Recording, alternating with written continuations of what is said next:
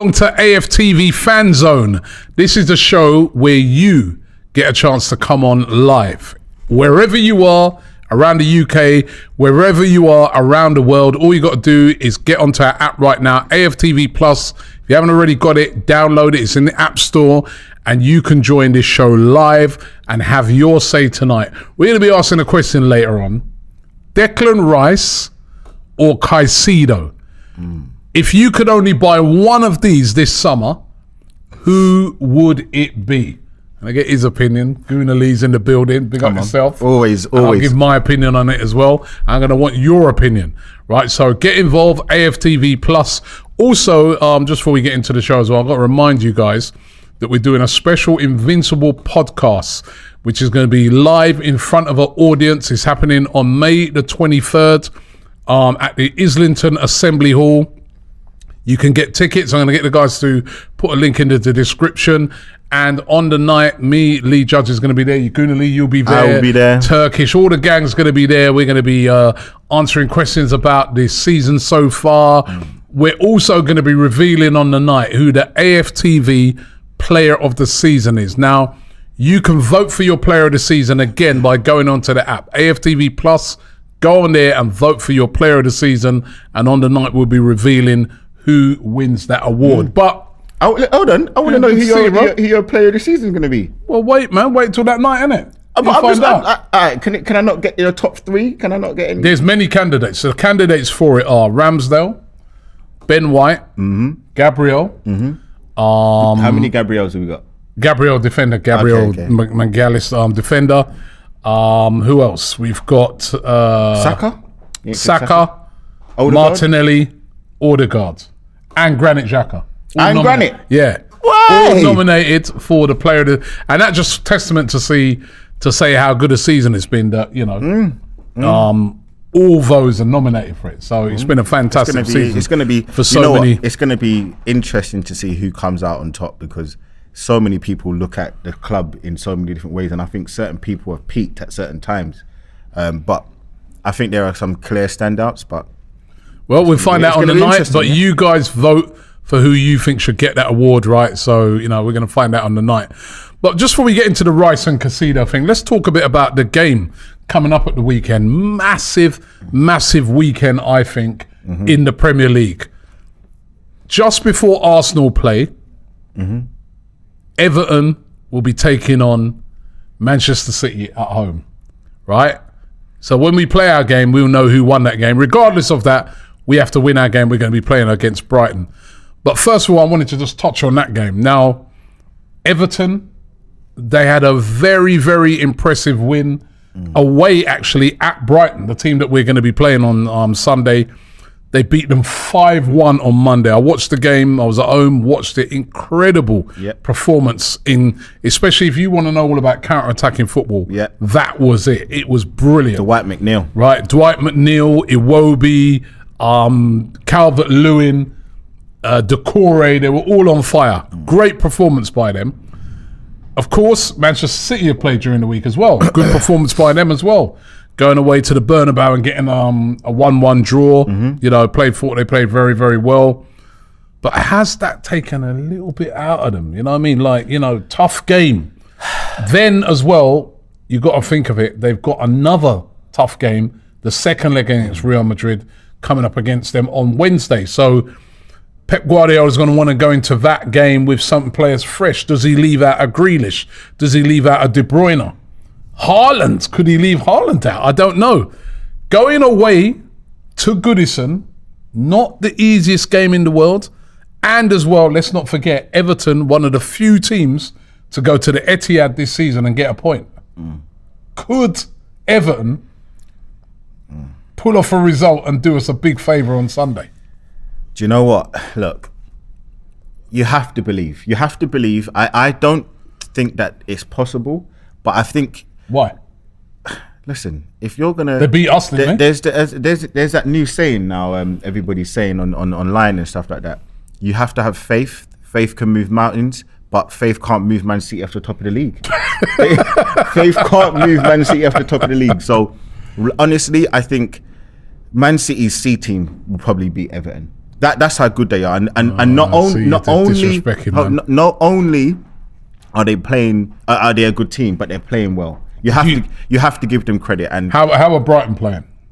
Yeah, but they're playing well as well, weren't they? Yeah, I think just beat Manchester United. When you look at home, on fire, they go there and put 5 past them. Yeah, but when you look at Brighton, you expect that kind of result because they're not a top 5-1. No, not 5-1. But look, and if you watched the game, so did I. That wasn't a 5-1. They had some chances at Brighton. Brighton did have some. Yeah, chances. It was a 5-1. Okay, look, they had some chances, but they got destroyed. Look, I have to give credit. I have to give credit to Everton. They showed fight. They showed a lot of determination, and look, they showed some quality. But I just think, when you're focused and you're in a groove like that, and they had something to really fight for, the outside chance that Brighton have to get Champions League, they weren't going to get Champions League. So I think you have to look at it and say, look, Man City, they're experienced. They know what they need to do. De Bruyne, he's turning up. You have to give them credit and say, look, they just look to be focused. They know what they're doing. They've got a manager and their players, minus Haaland, who's been through this time in and time out, and they just look imperious. And I think, but I'm just saying. No, you're right. We went to Goodison and we lost. Yeah. They went to the Etihad. They got a draw. Yeah. Calvert-Lewin's back. They've just gone away to Brighton, where everybody thought they were going to get smashed. They beat them 5-1. Right, give me a confidence. Let me just say, confidence is going to be very high in their team. Now we know Man City are a brilliant team. They're a machine. But confidence is going to be high with Everton. As I said, this game sort of falls in between 2 really tough games for City. You know what I mean? They had it the other night, tough game against Real Madrid. And Pep's going to have to be considering the second leg. The second leg is still to come. They're focused, man. And listen, you know what? I think we always forget, because we haven't been in a title race for a long time. You want to play the big games. You want to play this game on Saturday, because ultimately, this is where the champions are made. This is where the top players step up. And they want to play that Romage game because they'll be chomping at the bit. And that's where, when we were winning, we didn't even want, we wanted to play the next day and the next day. Because why? Because we were in a good vein of form, we were playing well, and we were thinking, you know what, we're going to really win the league. Unfortunately. Why are you putting a dampener? I'm trying to build up a bit of spirit here. Listen. I know you've got a bald head, but you're not Pep Guardiola, you know what I mean? Listen. Some people, what's your name? You're the Black Pep. Some people say some people say rub my head and the truth comes out, innit? So you get me like... I'm trying to build up a bit of vibe here, you know what I mean? You're putting a little dampener on it. You never know. Did I not say you never know? No, but you're there, you know what I mean, bloody singing some anthems for flipping Man City. As I said, they say that hope it can move mountains, but they say that it doesn't move Man City at the top of the league. Anyway, listen, regardless of what, listen, there is a bit of hope. That's what I'm saying. There's a bit of hope. That game is actually going to be a 2:00 kickoff on Sunday. Yeah. Our game's 4:30. Yeah. That game will be happening just before ours. Now, obviously, you know, we'd love something to go our way. If it does, we got to win our game. Even if it doesn't, we got to win our game, right? Brighton at home.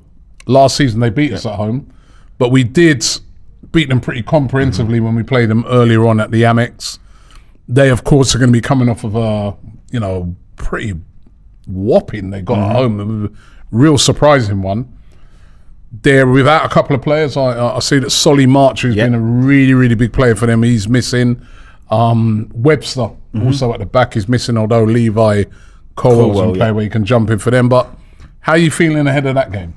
Listen, I am nervous. I am very nervous. I think Arsenal are a funny team because we seem to play better away from home than at home. You know, the last couple of games, especially that Southampton one, that's going to live long in the memory of, you know, just a very weird performance. And it's so hard to criticize this team. It's so hard to criticize the manager because ultimately we've been excellent all season. And it's almost a bit unfair because, yes, whatever team wins the league, they deserve to. But I really do believe Arsenal deserve to win the league throughout the, you know, the course of the season. But, you know, we've kind of really fluffed our lines in the last couple of games, and, you know, we turned it around from Chelsea and Newcastle. But I think Brighton are going to be focused, ready for this game. I think, you know, the manager came out after the game and I'm sure there were some quotes where he said that game, we put it to bed, we're focused. And, you know, I think one thing that Brighton have is they've got players that are unknown but are very good. They're not the names, the glitz and glam, but and it's almost a bit like Arsenal. We don't have any world-class players per se, but we have a very good squad and we have a very good team. So I'm nervous, and I'm sure when you go to the game, I'll be here on a watch along with Turkish and the guys. I'm going to be nervous because they move the ball around well. They create chances. They've got Evan Ferguson on the bench. He looks to be very good. He's back now. He's back as well. And I think Brighton are a good team. They're a good team, and we're going to have to be at the top of our game. And it can go one way or the other. I think similar to the Everton result, if they get something against Man City, we're going to be spurred on. I think even if they don't get something against Man City, we're still going to be spurred on. Yeah, because, you know. But I think penultimate game at home. If it was a draw, it's all on. It's all on. Like, because if we win, if it's a draw, the earlier games are drawing. Yeah, if it's a draw between Man City and Everton, or Everton and Man City, because Everton at home, I believe that means that we go top. Yes, we go top. So it's there on a silver platter. I'm sure, because they're 1 point ahead of us. We go top, but they still have a game in hand. Yeah. But they've got to play Brighton away and Brentford away. Yeah. So that kind of... And they've got Chelsea next week who... Oh, Chelsea, come on. Bad as Chelsea are. Chelsea have been a team in the past. Chelsea, listen, Matisse has said it. They're on holiday. They won last week. I know, but they're on holiday. Yeah, now they're on holiday because they got the 40 points. So they're good. So we ain't got to worry about Chelsea to do that. On the Arsenal injury news, very interesting. The players that we knew were going to be out are out. Saliba's still out. And there was a David Ornstein who put out a tweet yesterday who said that Saliba out for the rest of the season. Yeah. And also he said that Zinchenko was out for the rest of the season. Yeah. But interestingly, Mikel Arteta, he was asked about it today in his press conference, and let me just see if I can find his quote that he said on Zinchenko and Saliba's injury statuses. He said, we have another session tomorrow before the Brighton game, and we're trying to get players back for that. Today we haven't trained on the pitch, so we'll know more tomorrow. With William, it's for sure that he's not going to be fit for this game, and we're doubting whether he'll be fit for the next game as well. But we want to keep the hope going and make sure that we give ourselves the best chance of having them back. So, number one, he's not saying there that Saliba's out for the rest of the season, although there's only 3 games left. So, if he's definitely not fit on Saturday and he's going to struggle to be fit for the next game, why would you then risk him for the last game? You know, I doubt he'd play. But in Zinchenko's case, that seems to suggest that Zinchenko could be in tomorrow, because he's saying that, you know, he's going to wait until see the training session, see how he gets on. So Zinchenko could be fit for that game. I think one thing you got to know about Arteta, he lies. He lies a lot. When it comes to injuries... You're calling Arteta a liar? Listen, he's said many times one player is going to be, you know, not available or going to be available, and they turn out to be, you know, there or not there. So I think... you got to take it as a pinch of salt. Listen. I knew David Ornstein said he's out. He's out for the season. Yeah. But he's suggesting there that, you know, as I said, he's suggesting there that he won't even know till tomorrow whether he might be fit for the game. Well, you've got to think. So right? will he be out for the City? He could be back for the next game. Well, you've got to think. He's been saying for the longest time, Saliba's got a chance next game. Saliba's got a chance next game. We're going to assess. And then what happens? He's been out. No, but he has been saying on Saliba, he's been saying, oh, well, he's injured and, you know what I mean, he hasn't trained. So that a lot of times, like for instance, when he said that he hasn't, that means he's definitely not going to play if he hasn't been training. I think, listen. But the Zinchenko one's interesting because that suggests that he could be back. No, I think he's out. I think he's clearly out. Listen, David Ornstein is a very reputable, you know, journalist. He's not going to put that out for no reason. And listen, sometimes you've got to try and fight the fires because, and this is one thing I hate about journalists. When they put this news out, I want to know firstly where it comes from. I want to know why they leak it, because you give away our tactics. Because now Brighton know that Zinchenko's not going to play, so they know automatically that probably Tierney's going to play, and it kind of just helps them prepare. And that's what I think, something where the manager, why I think he lies, is he tries to like dampen the fires down because we know he's out. Why would Ornstein put this out? And I know people get things wrong. Suppose he's not out. If he's not out, then he'll be right mugged off. No, he's going to be mugged off, of course. So yeah, but I don't think that he's going to lead the fan base blind like that. And I think, unfortunately, him being out is, you know, it's annoying. But it could be a you know, I'm not going to say your famous phrase, but it could help us. It could help us. What's my famous phrase? A blessing in disguise.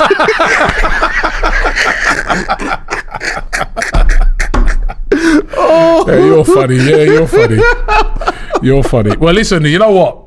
That thing I said about blessing in disguise, right? Can you imagine if we've been playing Europa League? Yeah. We would have had a Europa League semi-final last night. Yeah, it would have been struggling. Could you imagine that? And then we've got to face Brighton this weekend. Yeah, it would have been and that's what people are not taking into account. No, I hear you. We're barely even able to do it with the squad we got now, let alone those games we would have had, you know? Yeah. A couple of super chats here. Ricky Proctor says, come on, Robbie, you've seen this 4 times in 5 years. City will not drop points now. Data proves it. It's hope that kills you. I've got to keep hoping, man. You know what I mean? I don't, you know what I mean? I go off the real, man, not just pure data. One thing I will say as well to Ricky, listen, I agree with you. I'm more on your wave, but I don't think you should always look at what happened previously because every season's different. And this season could be the season. And there were occasions in the running last season when they did drop points. Yeah. So listen, Ricky, they drew West Ham and they drew. Yeah, I mean, I agree with you, Ricky. I'm more on your side of the fence. Yeah, you're probably going to be right, but you know, why can't I hope? Yeah. That's. Matty AFC says, Don Robbie, how's your Little Mermaid? Love AFTV. Little Mermaid. I'm not sure of that one. Shorty AFC says, don't forget VAR robbed Everton from a possible winning penalty last year against City at Goodison Park. Remember that? Rodri. Yeah. So, and they beat us. We got to remember that they beat us. You know what I mean? So, what percentage-wise, how confident or nervous are you that they will drop points? I think number one, if they drop points, they have to start dropping them now. Yes. Yeah, because we're running out of games. Yeah. So if they were to drop points this weekend, they're still the favourites to win it because they've got a game in hand. But it just makes it a very jittery, last few games for them. You know what I mean? Chelsea, as bad as they are, they've got a lot of quality on the pitch. You never know. They could just turn up for one game. Who knows? And it's the fact, as I said, that they've got the sort of Real Madrid games in between.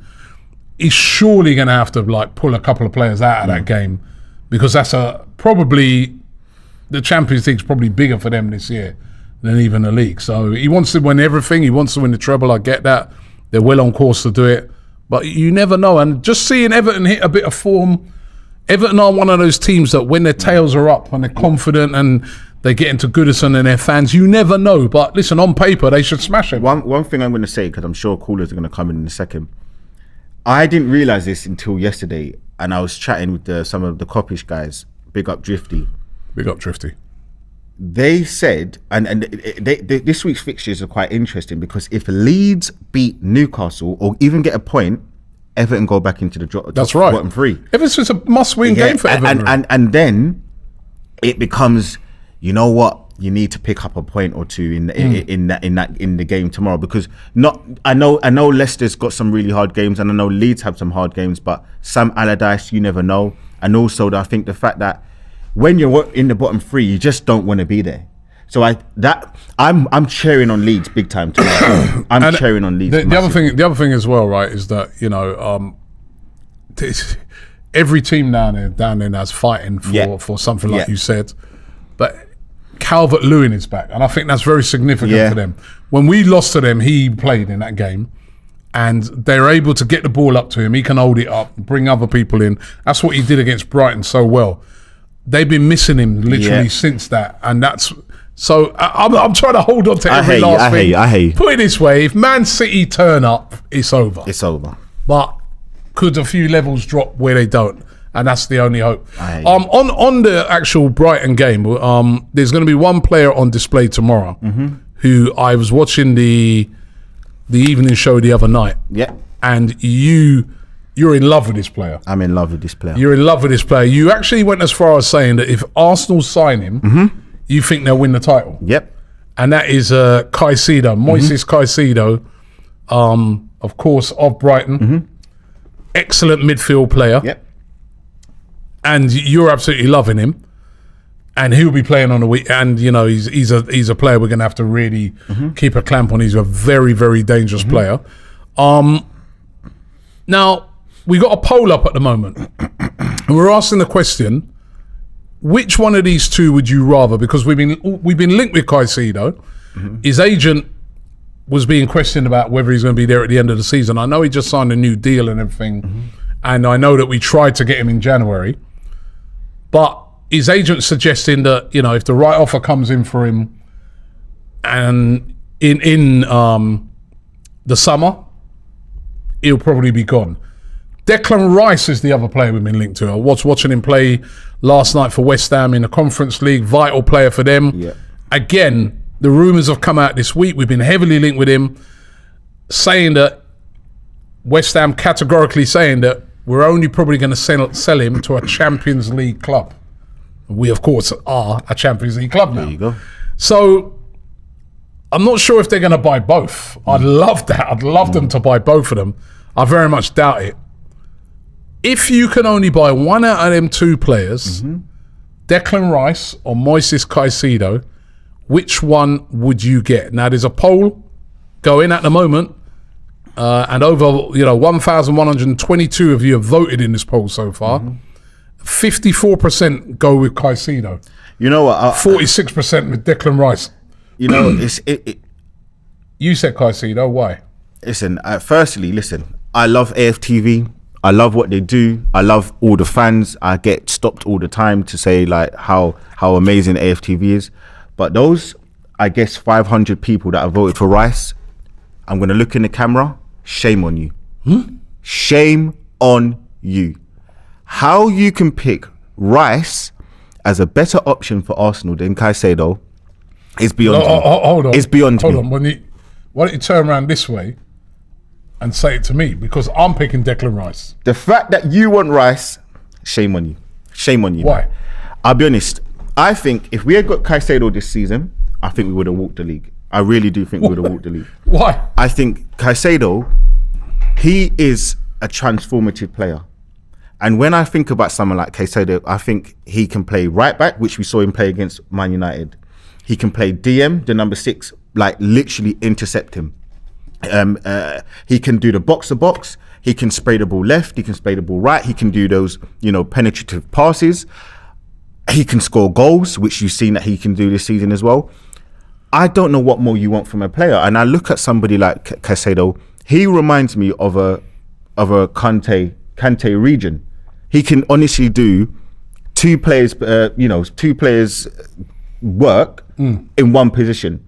And listen, this isn't to say that Rice isn't good, but I just think there's levels.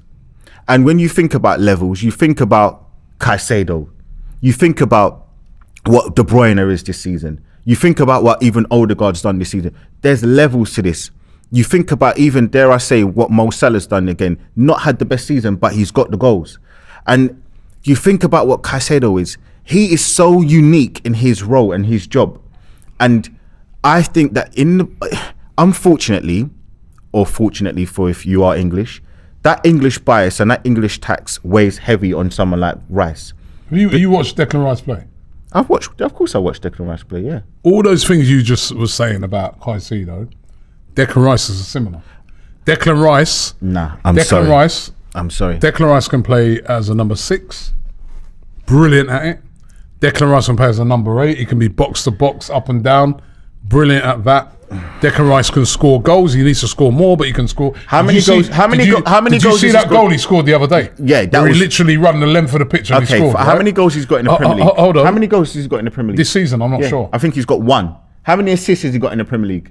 He's got 1. No, but he's been playing as a defensive midfielder. No, he's been playing. Caicedo's been playing a bit more further forward than Army does. Nah. And Caicedo's playing in a much better team. And Declan Rice can also play as a centre back. That's another position he can play.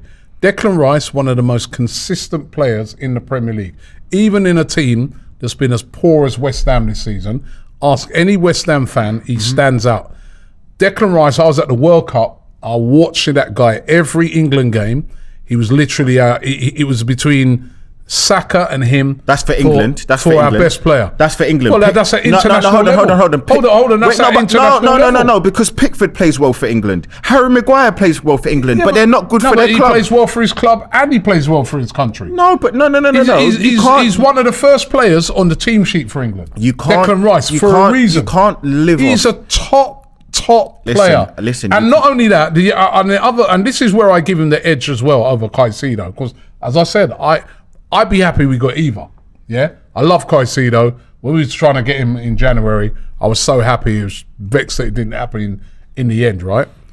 Declan Rice, the other thing he has, he's a captain of West Ham. He's captain material, leadership material. He's the sort of guy that when the chips are down, he says, yo, pass me the ball, man. I'll try and make something happen. All right. Trust me with this. You know what? He's a leader. The more players we have in our team with those sort of leadership qualities, the better it is for Arsenal. For me, I would, if I could only get one, it's Declan Rice. That's for me. You know what I will say? I will say to you, look, I think the intangibles of him being a leader, 100%. That's huge. And listen, I'm going to say something which maybe contradicts myself in the sense of when I watched that Man City game, I thought we needed somebody like Declan Rice, because leadership. I don't think he's got the best technical attributes. I don't think he's got the best skill. He is good technically. No, he is good, but I'm saying I don't think he's the best. But what I do think is that he would have fought on that pitch, and I think a lot of the players didn't really turn up in that game. But what I think Caicedo has, he's honestly a fantastic. Listen, I know you're not. You can sometimes look at it and think, you know what, you're trying to pinch at little things to see who's better, but I think there's a clear divide in terms of the two players. And one thing I look at with someone like Caicedo, I think you've done it 2 seasons in the Premier League now, and I know Declan Rice has done it every season. Listen, I know he has done it every season, but for a foreign player, you look at him and say, look, he's adapted. Great player. He's adapted in a team that plays similar to us. He can just walk in and he knows his job. He knows what he's got to do. And as I said, I think he really raises the bar. And now look, I'm going to put the question out there, and I'm sure people are going to chat about it when we have the callers in. Well, yeah. Is Declan Rice better than Xhaka? No, he's not. He is. He's not. He's not. I'm sorry. This is your channel. This is your channel, and I'm telling you, he's not. He is not. Declan Rice. No, he's not. He's not. I love Xhaka. Xhaka's been brilliant this season. Was brilliant last season. He's not. But Declan Rice is better than Xhaka. No, he's not. Declan Rice. 5 goals and 7 assists for Xhaka. Rice. Yeah, but he's playing in a better team this season. No, stop saying that. Right, he is playing in a better team. Yeah, let's get some callers up just for you, as they line up as callers. Let me do a few super chats because loads of them coming in. Maths says we beat Leicester twice and they won the league. Yeah, true. Matty AFC says you don't know, man. Cecil the picture. Yeah. Ricky Proctor says a constant weakness this season was a vulnerability in set plays, especially at corner. We need Rice's height, physicality, but Caicedo is a far better player, he says. Dave Jordan says if Rice weren't white and English, no, it's not. Come on, that's not. Certain people would rate him higher. I would rate him higher.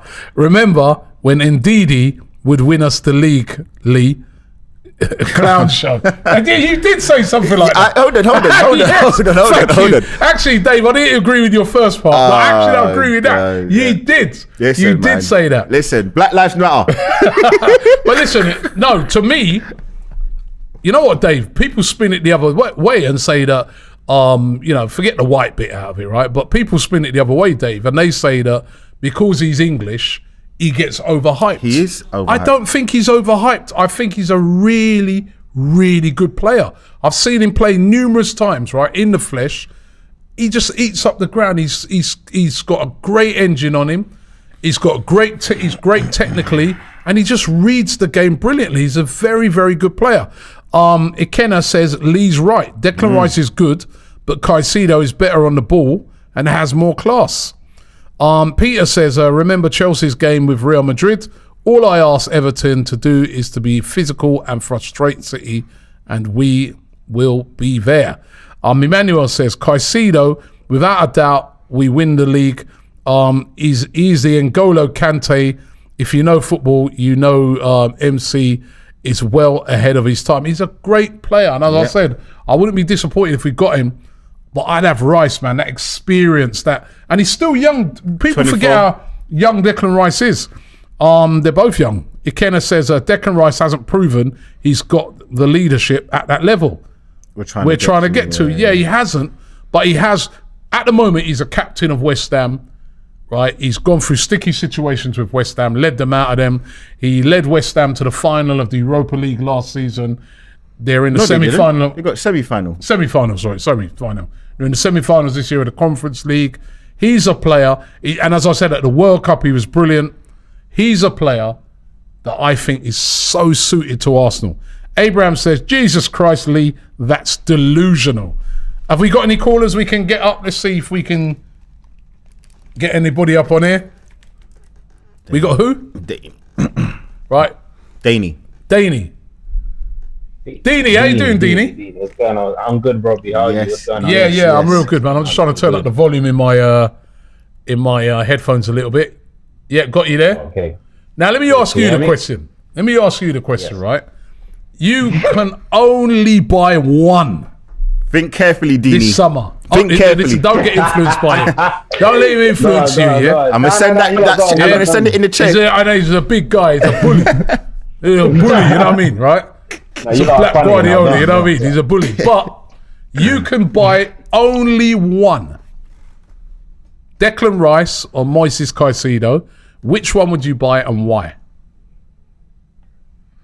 Right. So this is what I would do. Both are fantastic players and both I'll have. But if I have one, I want someone that can do Partey's position very, very well. And I feel like Caicedo does that better than Rice. I feel like that's one of the most important positions in the team. And obviously Declan Rice can play there, absolutely. I think he's a great player. The fact that Lee said he doesn't think he's better than Xhaka is interesting because Rice has been more consistent over the last few years in the Premier League. But obviously Xhaka's only had 2 great seasons.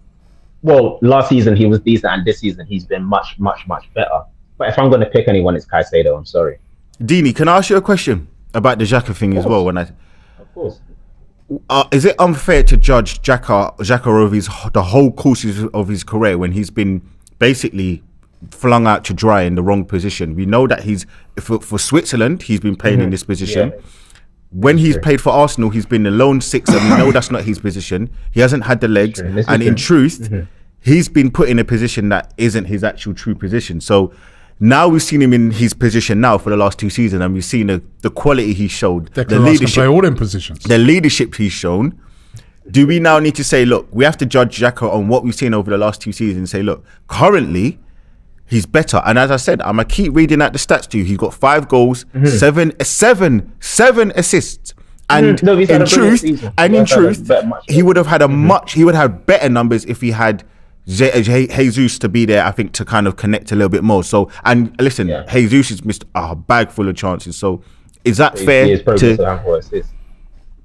No. That is very, very fair because Xhaka was asked to do a position by Wenger and Emery, asked to do a position to do that he wasn't meant to do. So it is a fair comparison, but I would personally say Declan Rice is maybe slightly better than Xhaka. Okay, just slightly, but it's not good enough. No, it's not. No, he's not. He's a better player. He's been consistent over the years. Much levels higher than Xhaka? You're trying to make excuses, Gunali, for some of Xhaka's performances over the years. He was not played in the right position. That's the point I'm making. That is why Declan Rice would be such a good signing. Declan Rice can play as a defensive midfielder. Declan Rice can play as a box-to-box midfielder, and Declan Rice can also play as a centre-back. Okay, but as a matter of fact, Declan Rice will play anywhere across that pitch. But Deanie, he's a top quality player. But hold on, if we go back to what Deanie and with Deanie, I think when you look at Declan Rice, can we not forget? I know it's a team game, but he was bottom of the league. They were bottom 3 for the whole season with West Ham. and he's been part of that. Played Yeah, but every he's single one game. of the leaders of the, Yes, that's okay, so leading them lead out the- of it. yeah, Where are they now? Okay, He's leading but them out hold of on, it. hold on. Yeah, Okay, but these Go on, intangibles, go on. these intangibles that you guys are talking about with Rice, he got them in the bottom three. So No, he didn't get them in the bottom what do you three. mean he's captain? They're in the bottom three despite of This him. You know season, what I mean? they're only It's in the just, yeah, I bottom mean, three just this because season. a team, just because you got a player that's what you. So you have to include Lucas all of it. Paqueta is a bottom three player. You know what I mean? He's been No, in the but he's bottom not three. been good this season. Right, exactly. But Declan Rice has been good. Speak to any West Ham fan, and they will say to you, the only player they can that hold a ever penalty. gets any credit off of them, whatever the situation is, Declan Rice. Right? Listen to those fans. He's a top player, and he needs to be playing on a higher level. And if he's playing in an Arsenal team, he will be an outstanding signing. I'll tell you that. Right, how much would you pay for him, Wait. Dini? How much would you pay for each of them? Well, that's another matter. there We're you not go. discussing that today, are we? No, hold on. That play, you see what he does? That's important. No, the question That's is... important, though, no? The question is, right, you can only have one. Who would it be, right? Declan Rice is going to be more expensive. That is where the English tax comes in. There and you you're go. right. You are right with that. And it's going Yeah. to be down to the... But I just think of the profile. I think it's very important to look at the profile of the player. Not to say that Caicedo is some sort of troublemaker or whatever. He's not. But I just look at that leadership quality that Declan Rice also possesses. And I think It is a very that key will quality, be especially very those in the important. If Championship. you know what I mean? You're starting to have a lot of leaders in the team. And I like that. We've Right? got I like leaders, that. though. We've You know got what I mean? leaders, though. Yeah, but the more leaders, the better. The more leaders, the more sort of people in that team with that sort of mentality, the better. We're going to give you the last word on this. You know, it's a great argument, and especially going into something like the Champions League next season and what we want to do for the next season. That just that little bit more leadership. If we had, you know, Lee, you almost shot yourself in the Changing his foot mind, there Lee. because the fact that you said even in the Man City game, if he was in that game, Yeah, see? You know, I get... No, Yeah, hold on. yeah. Hold on, no, sorry, let him go. Go on, Dini. Sorry, go on. it is a very big call, and I feel like this alone is a very, very good debate, and I can't wait to hear everyone else's. But Robbie, I am sorry, I am still picking Caicedo. Okay, and I know Dini, this is your last point. Sorry, but I'm trying to be as fair as possible to say, look, Declan Rice is a good player. I think on the ball he's Excellent a good player. player. I think Yeah, his no, intangibles. absolutely. And I'm trying to say, look, I don't think he's like the worst signing. But if you're saying one or the other, I think it's night and day. There's a gap bigger than here to Mars in the difference of quality. Dini, just before you go there, what would you Yeah. pay for a Caicedo? Brighton possibly getting Europa League. They probably want to use him. We might have to pay over the. I'd say between 75 to 85 mil. Declan Rice? Because that is, and Declan because of West Ham. And when does Declan Rice's contract run out? Is it next summer? It's next Or this summer, but summer. they've got an option to extend it another year as well. So it's effectively 2 years left. That English tax. I hate it. I would pay 70 mil for Declan Rice. 70 That's what mil. I would pay. But the Okay. English tax would just be astronomical. Okay, all right. Thanks very much, Dini. Shout out, man. Shout out. Big up to Dini there. We got someone else lined up to come up straight after. Can I just say as well, right? Everyone's gonna keep saying about this World Cup. Bloody hell. Did Caicedo not play in the World Cup? Yeah, he did. Yes, he did. So why do people keep saying, oh, like World Cup? No. Caicedo No one's played in the doubting World that. Cup But too. I'm saying that Declan Rice was a standout player for England at the World Cup. Standout player. I was there. I was watching him I play. know you were He was there. excellent. Yeah, okay. Standout player. So was Pickford. You know what? You know who else was good? Lloris. Do you want Lloris? Lloris weren't good at the World Cup. No, he was good. Not at the last one. Do you want Lloris? No. Do you know who else is good? Ene Valencia for Colombia. Do you want him? He's trying to be funny now. Do you want him as well? I'm just Come saying. on, stop I'm using just World saying, Cup. I'm just saying that this guy's consistently good. Stop using the World Cup. Consistently good. Anyway, we've got another caller. Diallo. We got Diallo there. Diallo, how you doing? Hello. Yes, Robbie. How you doing? Yes, Lee. Where you from? doing, Where you man? from, Diallo? Well, originally I'm from Senegal, West Africa, but I live in Boston. So, Okay. yeah, this is actually my second time calling, and it's great to have you, Don Robbie. Finally, I've always been calling with a with Larry on the Oh, show. the B-Tech, you with the B-Tech, B-Tech line. Now you got the A line, A list. And you got the real booty. You got the real one. But anyway, we're gonna ask you this question, right? Because we're asking it: Rice or Caicedo? You're in charge of the money for this summer, but Stan Kroenke's just called you and said you can only have one Diallo. Only one. Who are you going for and why? All right. So for roughly the same price, and obviously money is always important in these kinds of deals. For me, for roughly the same amount of money, so we're talking 90 million, 80 million, 100 million for either player, right? They're not going to be less than that. I would go with Declan Rice and his wife. First of all, Dr. Lee, like Mr. Lee, like I rate your football opinion, and I watch a lot of your videos on your channel. I don't. But I must confess, I think your views on Declan Rice since yesterday and today, I think you might be mistaking Declan Rice for Vladimir Suchek. I don't think you're honestly, I think the way you're talking about Declan Rice, it's as if you're talking about like a very average footballer playing for like a low league team. I don't understand. I think you need to maybe smash the brakes a little bit. I think you're disrespecting Declan Rice. And here's the thing: when we're linked with Caicedo in January, I came on this channel and I put several super chats and I said we should put every penny, we should spend the money and get Caicedo. So I'm not here to disrespect Caicedo. I think if you blindfold me and ask me to choose either of them and I pick one, I wouldn't be unhappy with either choice. So I'm not here to say Caicedo is a terrible player.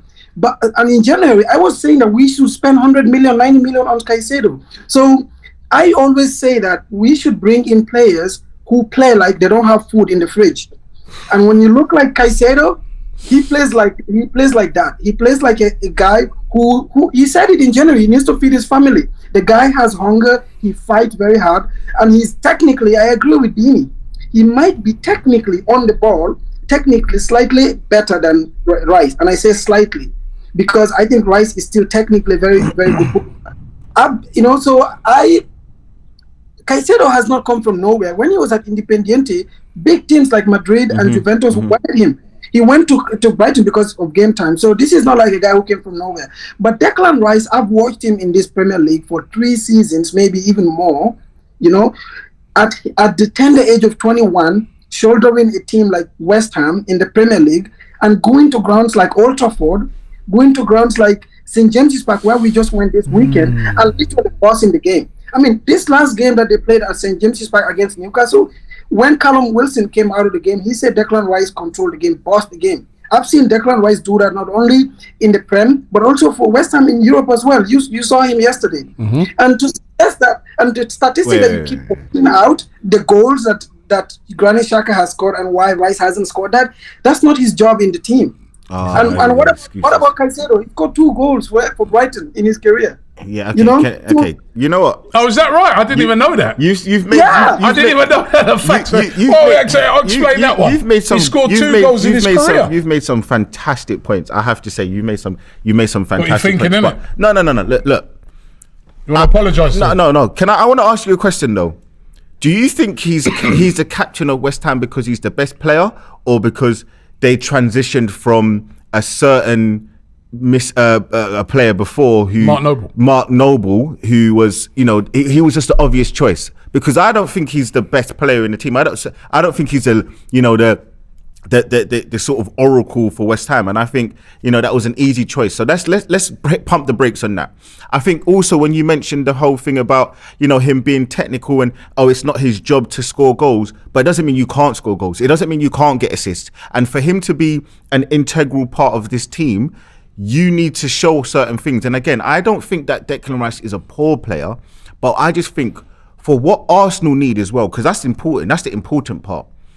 I think Caicedo does and offers a lot more. And I know that Declan Rice can play more positions, but I think in that 6 role, it's so specialised. You can't just we've seen the struggles that we've had, and you're an Arsenal fan, I know you know football. We've had struggles from Patrick Vieira, in truth, to kind of replace that position. If we get Caicedo, I think it's over. I think we're good for the next 10 years. And I think with Declan Rice in that 6 or in that 8 role, I just think there are other players that we can get, and they are a lot better. But yeah. Can I respond to that? I agree. I agree with you on the point about maybe he was chosen as captain not just because of his footballing qualities. Maybe, I mean, I genuinely think he's their best player and he's their most important player. But we can have that debate. That's a footballing debate we can have.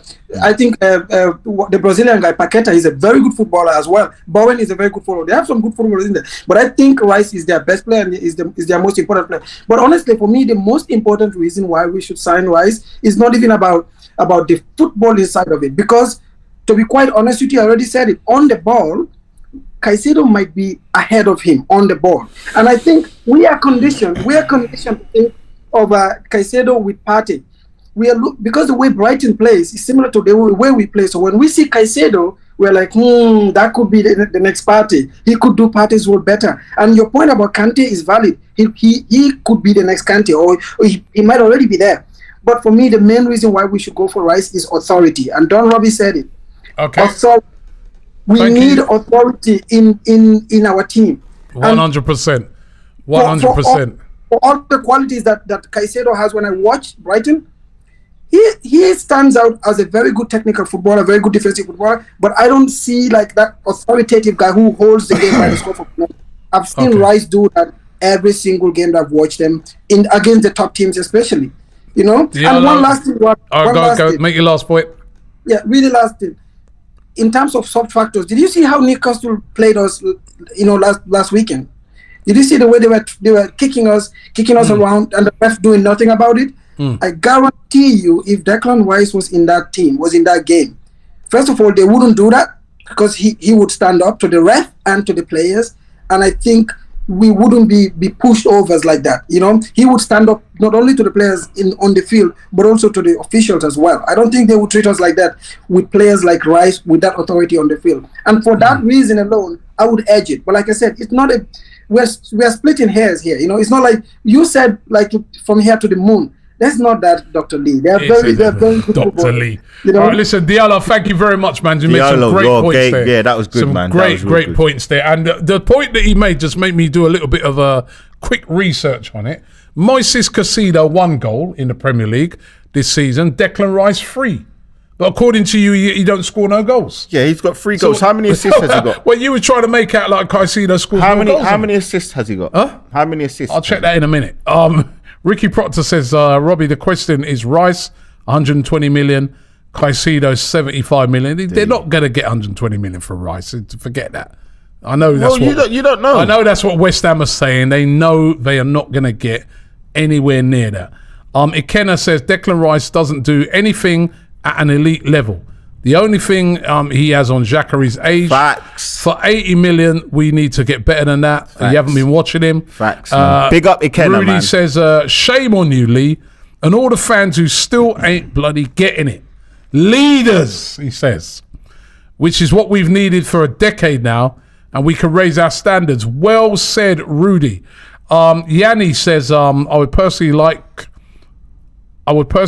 but refuse to pay the English tax. So I'll take Caicedo. I think Rice, if Rice was French, he'd be around about 60 million. And so is Caicedo. Yanni also says, let's face the facts. Neither of them are worth more than 60 million. You're probably right there, but it's not just English tax. It's just tax. It's Premier League tax. And Brighton tax. Miles Smith says we should be signing both. If we want to compete with the elite, we shouldn't be given a choice. Back Arteta and get both. Well, that would be the perfect, perfect scenario. Can I just say before we get the next caller in? Can we stop using this whole Declan Rice plays in Europe? Yeah, last night he played against AZ Alkmaar. They're a bunch of farmers, mate. They're not even they're horrible. That team are horrible. They are crap. They're in Europe. They are in the Europa League conference. The Europa League, please. Think they're better than Everton? Please, spare me. Think they're better than Everton? No, they're not. Listen, we've seen Right, and Everton beat Brighton 5-1. We've seen Memphis Depay come here as a youngster, you know, with all this hype, and he's been horrible. Please, we've seen bloody Weghorst come here, you know, he's horrible as well. Please, can we stop this whole crap about, oh, Declan Rice plays in Europe, so he's fantastic. He plays in Europa Conference League, against a bunch of farmers in AZ Alkmaar. They are crap. They are horrible. They had a fake Odegaard. They had a fake Odegaard playing last night, literally. He scored, didn't he? He scored a No, great goal. it wasn't. Was it him who scored? Yeah, but listen, see, this is Come on, man, stop disrespecting. it. Come on, stop it. Disrespecting. AZ Alkmaar. And not people in the chat probably haven't even heard about AZ Alkmaar until last night. AZ Alkmaar, you know what I mean? Come on, they've always please, been man. a well-known team. Did you know one of their players before the game? No. Oh, no, I did. Geordie Classy. Right, next caller we got on the line. Hey, it's Elliot in the building. Yes. I bet any money. I already know. Just ask him the question, mate. Go on, Elliot. Caicedo or Declan Rice, Elliot? Robbie, Lee Howard. Oh, he's a bit low. Yeah, I can't hear you, you know. I can't hear him. Can you hear me? I can hear you now, yeah. You got some dodgy headphones. Okay. Right. Yes, dodgy headphones on my end anyways, yeah. Let's make it a buck. To answer your question, Robbie's right. Declan Rice. Oh my God. And I'll show you why. That's the first time. This is the first time me and you've agreed on anything. No, Elliot. I knew he's a smart guy, man. You know Show me your hands, Elliot. I know you've got that check coming in the post from AFTV, and I know it's signed by Don Robbie. But listen, I am very, very disappointed in you, Elliot. I am very, very disappointed in you. I'll be honest. But listen, man. You know what? You've upset me today, but I'm gonna let you live. It's fine. Tell us why Here's Declan Rice. the deal, guys. Here's the deal. You know me, Robbie. I bring lists. And today, I brought receipts. So let's go through it. Here we go. In terms of records, Declan Rice leads is number 2 in passing interceptions, number 10 in passes into the final third, top 10 in passing into the final third, top 10 in successful tackles, and top 10 in passes into the final third completion. On the Caicedo side, number 1 in fouls, number 3 in errors leading to goals, top 10 in pass interceptions in the opponent's final third, top 10 in chance creation, top 10 in yellow cards, and top 10 in successful tackles. So far, Rice in the lead. Now, in terms of goals, Robbie, you're right. You have Mr. Rice with 3 and Mr. Caicedo with 1. Now, you're saying in passing. Let's go to the assists in playmaking. Both have 1 assist. Both have 1. But in terms of key passes, Caicedo leads. He has 10 key passes, and Declan Rice has 4. So again, I think that's a lot to do with our Brighton play as well. My God, indeed. And in terms of expected assists, funny enough, Declan Rice leads in that respect, 2.24 compared to 1.66. So in terms of the immediate stats, and I will expand on those here. Yes, here we go. In terms of goals, we got that. In terms of challenges won, Caicedo in the lead. In terms of air challenges lost, Rice is in the lead. In terms of challenges won, we've gone to Declan Rice. Now, in terms of tackles, Rice wins. In terms of pass interceptions, Rice wins. In terms of errors leading to goal, Caicedo wins. So, and we've gone to the passing and the goal scoring stats. You know what, Elliot, hold on. Elliot, hold on. Before you go any further, what do your eyes tell you? What do your eyes tell you? Because it's your eyes now. No, hold on. Are you quoting stats before, but now you want to look with his eyes? What do your eyes tell you? Because you know what you're doing right now?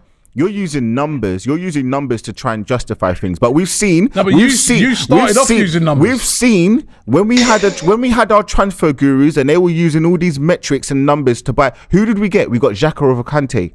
And what do your eyes tell you? So I'm asking you. Stop telling me all these silly stats about top 10? What it's does top silly 10? now. What does top 10 mean? I don't even care about top 10. I want number 1. Now he doesn't care about stats. So hold on. So now, Don't care about now. So now, hold on. So stop. No, what Now we're the doing- stats are going hold against on. him. So You when don't the care about when him. the stats told us that Xhaka was a better signing for Arsenal than Kante, and that's what Wenger went with. That was not the right thing. So I'm now asking you, without you using all these metrics that I don't even know where you're getting them from. But I want to know, what do your eyes My sources. tell you? Yeah, listen, I don't know. Listen, stop. Lay off the Heinz, man. Lay off the Heinz ketchup sauce. And I want actual sources from actual metrics. But tell me what your eyes tell you. What do your eyes tell you? My eyes tell me this. When we played Brighton, Caicedo was a misnomer. What When do we you mean? played West Ham, This I know. Because he didn't play. He didn't play earlier on in the season when we played, and we beat them 4-2. He didn't Okay. play. Neither did McAllister. I got him. okay. No, hold on. In terms of what happened last year, let's go back to last year because Caicedo was a part of that action last year, right? Caicedo did very well for us. He did very, very well for us, right? I mean, well for us, well for Brighton. Okay, but in terms of the show this year against West Ham, now we'll see a different side of Caicedo maybe on Sunday. But this is his final audition. But in terms of this year, what I saw of Rice when he played against us was that he turned the game around. He literally turned. He made he made our guy Partey. Yeah, remember he made that mistake. Yes, you remember that? Listen, He looked real Remember bad that? when he came against Declan Rice. Yeah, And we you saw the did. You're future right, right there. Listen, Number right. one. Listen. Number two, in terms of versatility, Rice can play 100%. center back. He can play holding midfielder. He can play number 8. Thank you. Caicedo is limited. He only has one place he can play, and that's number 6. He can play as a can't go right back as fully. well. play right back. He can play as a right back. He can play as right well. back as well. Yeah. And at the end of the day, as been said by Diallo, he's a leader. He's a leader leader. out there. Listen, Elliot. Okay, listen, before- Elliot, we're gonna have to move it on because we've got another. And I just wanna- we've got another caller there. But thank you very much for putting him straight there. You know what I mean, with the cold facts, the real facts. Listen. Not your little bogus made up Hold thing on, there. hold on. My man come with the real thing. Elliot, I'm sure you're still watching. I want to ask you a question, Elliot. Before you go, because I know we got to go to the next one. You're going to tell me that Salah's had a better season than Saka because he's got better numbers, right? And I'll leave it there. I'll leave it there. Thank you very much, Elliot. I'll leave it Thank you very much, Elliot. Listen. We got another caller on the line. Who've we got? How you doing? Right here. Hi, Robbie. Hi, Lee. How you doing, I'm man? good, thanks. How are you guys doing? Good, This good. guy's driving me up the wall, listen, man. You know what I mean? Having to listen to I've his been rubbish. listening. Oh. No. Well, Who you going for?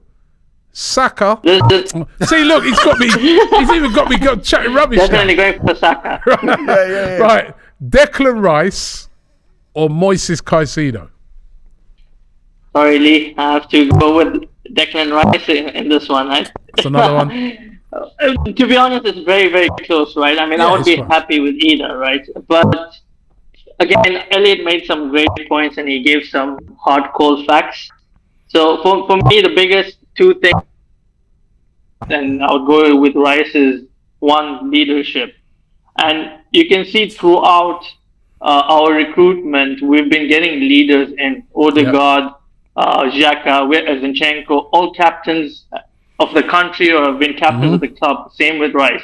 So that's a very, very important thing. Now, of course, we still have a chance to win the league, but you see how important it is to have leaders at this stage of the season when we're so close to achieving something. So I think that's a very big plus. Secondly, how long has Caicedo been in the league? It's second One season? Second season, right? Second season. Okay. Declan Rice has been there for 4-5 years now. So more experience in the Premier League. Now we all remember last year or a few years ago, we all wanted this other CDM from Brighton called Bissouma. Remember how all the Arsenal fans were crazy about Yeah, Bissouma? Has me anyone included. heard of him? I'm guilty. Yeah, me too. But the point is, now I know West Ham are a bigger Great club point. than Brighton, right? So my point is that some players work in a system, and I think I'm not saying Caicedo is a bad player, but I think Declan Rice works better for our system and the way we play. Versatility is another thing. Now, we had issues with injuries.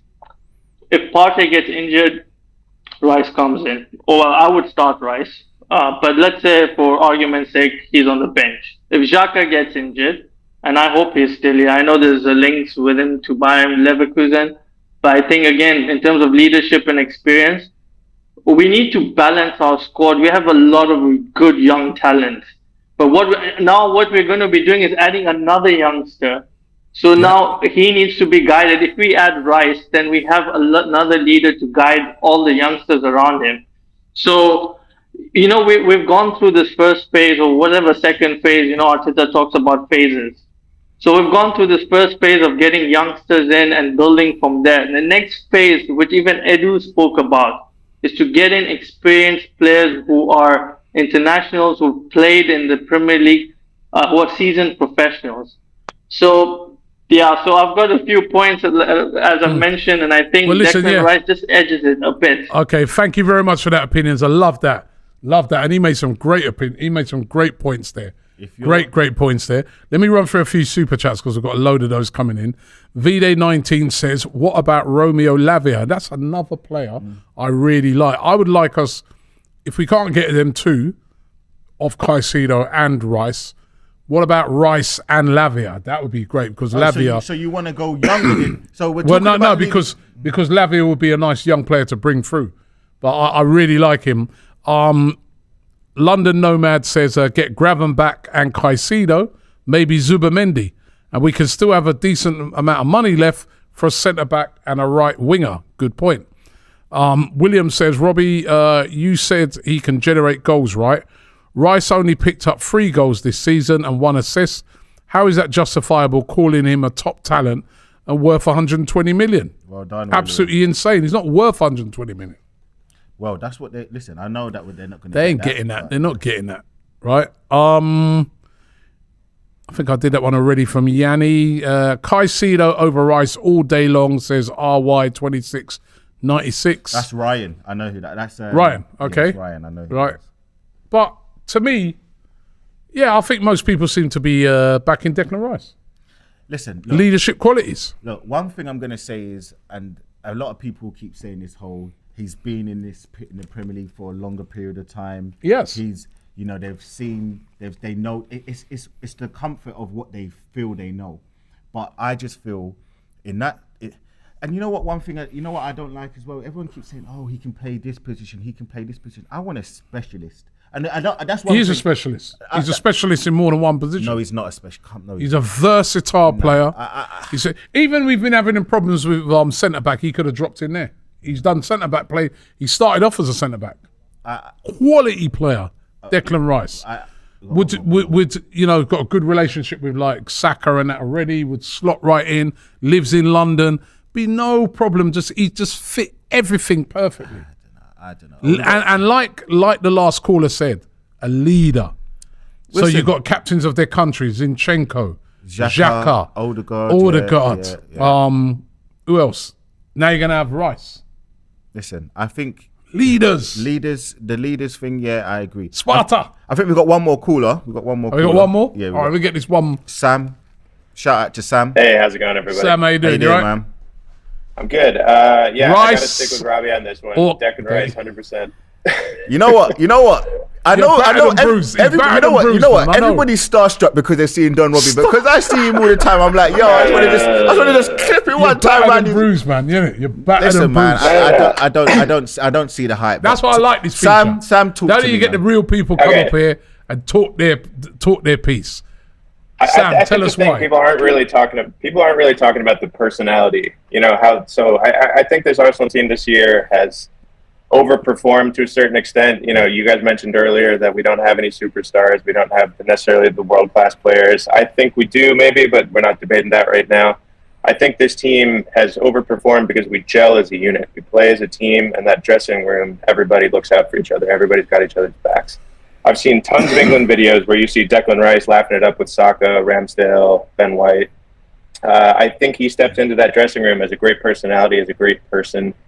And I think they I think they just take it in stride. I think they move together as a unit. I think everybody can, argue Caicedo versus Rice from a stats standpoint. I don't necessarily think that's the number one metric you need to be looking at. I think personalities in a dressing room and personalities on a pitch is extremely important. And if you want to go into the stats thing as well, I mean, Caicedo and Rice play in completely different systems. Caicedo and Serbi plays a possession game. He sees a lot of the ball, so obviously his stats are going to be, reflecting that. So you're comparing apples to oranges there. Declan Rice plays on a team that, is lucky to have 30% possession in a match against the Premier League. Great point. And then Declan Rice's stats for England are insane. His numbers that he puts up for that team and how instrumental he is in that midfield, I think is just is indicative of the player he is. So I think you have an England international with a great personality. Sam, I wanted to ask you as well, right? So you talk about the whole, the friends thing with Saka. Should we get Conor Cody as well, because he's friends with Saka as well, and he's a leader, as well. He was captain for Wolves. So should we get Conor Cody, or should we get Luke Shaw, because he was He's friends with Saka for England's camp, and he's been the captain for Man United. I just think, look, when you think about it, right, you can't keep going off this whole, well, they gel well and listen. Of course, that's a very important part of football. Characters, especially when you're going out there and you're buying players. Hold on, because it's Sam's time. Characters are important, and I just want to ask Sam, because he's brought this to the table towards me, because he's agreeing with you. He's making a great point. No. So I'm agreeing. So my other question I'm saying to you is, as I keep saying to you, you can keep bringing all these metrics as much as you want about percentage and stuff like that, but how do we then, if you're saying that he's not used to playing in a team that has a lot of the ball, why do you believe that he's going to come to Arsenal and be able to automatically be the one who, keeps recycling the ball, the one that has to go? Because remember, we're now asking Declan Rice to do Xhaka's role, which is to get goals and assist, to link with the front and link with the back as well. And not Xhaka's. He'd probably be playing as a defensive midfielder. Okay, if he's going to play, but no, but I think he's going to play. You're saying, hold on. Well, he can play either. Wait, again, so Sam as well. So if you two are saying that he's versatile, I want him to have the capability to do exactly what Xhaka is doing and get 5 goals at minimum and 7 assists in this new role. I don't believe that he's got the ability and the capability to do that, because we can't talk up both sides of our mouth, right, Sam? So you can't say that he's versatile, but then you can't expect him to do what Xhaka does. And I just think I want a specialist, and a specialist in that 6 who I know is guaranteeing me absolute ball winner, absolute, concrete, spraying the ball left and right, bringing that ball, and we got the stats of him, giving those better key passes more than Rice, and he's playing in a deeper position as well. So listen, you talk about all of these things about personality and about all these things you've mentioned, but I can say that then we might as well go and get Conor Cody then. And I should say that, rubbish. Come on, man. Conor Cody. It's true. I mean, I see your point. I think you're playing devil's advocate a little bit. I think Rice is a much better player than Conor Cody. I think Rice has much higher ceiling than Conor Cody does. But I mean, I'm looking at it as risk. I'm looking at them as both very, very good players. I think Declan Rice is, a very high ceiling. I think he's demonstrated with England his capabilities. And I think I think his piece of the puzzle in Arsenal would be pretty clear. I personally see him more as a 6 than an 8 in Xhaka's position, but I mean, Arteta always talks about flexibility. But for me, I just think there's much less risk involved in the Rice signing. Caicedo is a big fish in a small pond right now. You send him to the Emirates and you send him onto this team. How does he? You don't necessarily think he fits in there seamlessly in the same way that Rice would fit in. Great point. Listen, thank you very much. Shout out, Sam. Really appreciate it, Sam. Out. Great call. That was a good call. Put you right in your place. No. You know what I mean? And then now you're trying to come and disrespect the man, chatting foolishness about Conor Cody. I just listen. Put you in your place. No. Because can we? I know we're going to read out the poll as well, and the poll is quite interesting. The poll is quite interesting. The results, but listen. I think Rice is a good player. Look, we've spoken about and we have to try and nitpick to find. I think we have to nitpick and try and find who's going to be the best for Arsenal. And look, I don't want to be unfair. So I'm the one that spoke about leadership before you. I'm the one that spoke about the fact that he's tall, his height is an advantage for us attacking set pieces and defending. But when I look at Caicedo and I look at him on the pitch and I look at how he translates to Arsenal and I look at what we need, I just think it's night and day. That honestly. point, was it Akil who made where he said Sahil. Sahil. That point he made where he said that Basuma. So Look out, I thought top player at Brighton. you think he's a bad player now? Right? No, he's not a bad player, but he's, look how hard he's finding to adjust No, it's Conte. with that step up. No, it's Conte. Declan Rice will not find that as hard with that step. Not saying that Caicedo won't be able to step up, because he will. He's a quality player. But I just think Declan Rice, for me, he has the edge. The poll... How many people voted, by the way? The poll was voted by 2.3. Wow, interesting. 2,300 people voted in the poll. 55% of you Listen, said Caicedo, 45% Declan Rice. and I know my mum voted as well, so thank you, mum. She told She me. voted many times. Angie says, I want both, but I prefer Caicedo. And he says, KT, please stay. 100%. And Babatunde says, big up, guys. Under Mikel, Caicedo will be a monster with our style of play. I've followed this guy since the age of 15, and I promise you, he's a gem. Babatunde. Right? Big up Babatunde. We're reaching towards the end of the show today. Just to remind everybody as well that Alexander Zinchenko is not out yet of the game on Sunday. Mikel Arteta spoke about in his press conference today, said they're going to wait and see to when they train tomorrow whether Zinchenko might make the team. So, the rumours saying that he's out for the season. He may not be out for the season. He may even figure on Sunday. We do know now that Saliba, though, will not be playing. Saliba definitely out of Sunday's game and probably will be out for the rest of the season. And for Brighton, there's going to be no Solly March and no Webster. Both of those missing. So they won't be playing on Sunday. But, of course, Brighton have got a very, very good team. Once again, a big reminder to let everybody know that the Invincible podcast is going to be live in front of an audience on Tuesday, the 23rd of May. We're going to be on stage in front of our audience, and we're going to get a chance to do a Q&A. And on the day as well, we're going to be voting for our Arsenal player of the season. Well, we're going to be announcing it. You can actually vote for it now by going to our app, and all you got to do is press on the player. The nominations are Aaron Ramsdale, Ben White, Gabriel, Granit Xhaka, Declan Rice. Odegaard, not yet, next year. Odegaard, Saka, and Martinelli. Those are the nominations. Some great performances from all of those players there. So let us know who you give your vote to. But Gunali, always a pleasure. Listen, it is always a pleasure. It is always a pleasure. And listen, I can't believe how quickly it's just gone. It's just gone. Boom, I'm looking forward to Sunday. I'm looking forward to the sort of Invincibles podcast. I will be there as well, so it's going to be good. And listen, let's hope, as you said, look, you have to have faith on Sunday. Let's hope Everton can stir the pot a bit. Let's hope they can stir the pot a bit. And let's hope that, because on Sunday, Caicedo has a nightmare.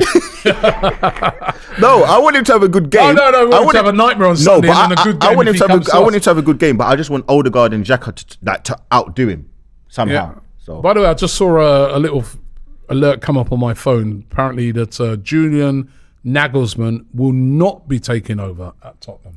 Listen, He will not be taking over at Tottenham. So not only do Spurs get battered everywhere they go, but they can't even secure a manager. And I'm sure that's a lovely way to end it. Anyway, listen, guys, have a great weekend. Don't forget to subscribe here to the channel. Also, check out Guna Lee, where they can find you. Yeah, YouTube, and here, Guna_Lee. You will find me there. And always on AFTV, man. Love it. Brilliant. And don't forget, you can catch us on Sunday, of course, the big game. We're actually going to be starting our watch-along early, because we want to watch that game, the Everton. I ain't coming for that. Listen. Right, so actually we're watching that early. So if you want to come along a bit early. No, I am not watching that game. That's a jinx. I came here for the watch along for Liverpool against Man City. We went 1-0 up and then they screwed it up. So I'm not doing it. I'm not doing it. I ain't doing it. We're going to have that game, and then of course we'll be doing a watch along to the big game, Arsenal versus Brighton. I'll be at the game as well, talking to fans after it. And of course, we'll be here getting your opinions afterwards. You'll be able to come on to FANZONE. And don't forget FANZONE. Check it out. If you haven't already got the app, it's free. Download it. You can join us on all of these shows. Thanks for watching, and have yourself a great weekend. Don't forget, the Invincible podcast is coming to you live. It's going to be taking place at the Islington Assembly Hall on Tuesday, the 23rd of May. Tickets are available right now. Click the link and get involved now. Come and join us. KSI, Joe Fournier, Saturday the 13th of May, 8 p.m. Catch the boxing live on DR Sports.